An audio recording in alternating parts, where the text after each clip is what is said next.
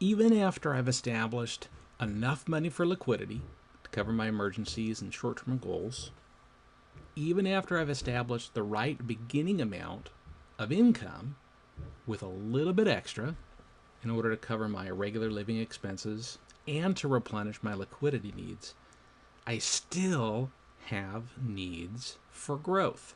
And that's primarily because of inflation. My income needs grow over time because my cost of living grows over time.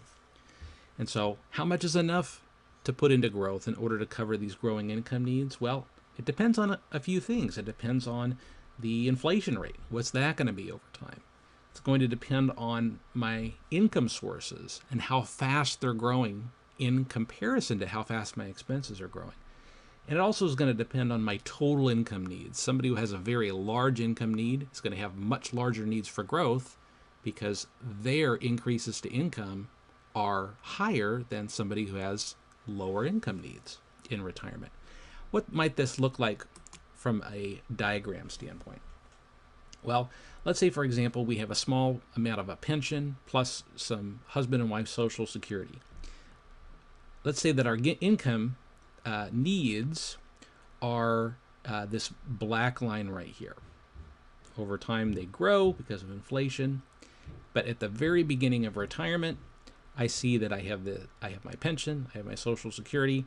It doesn't quite fully meet all my needs, so here is what I covered the income gap with, and we won't choose the exact tool, but ultimately we would choose a tool that would cover this income gap so that at the beginning of retirement, all of our regular income needs plus a little bit extra are covered.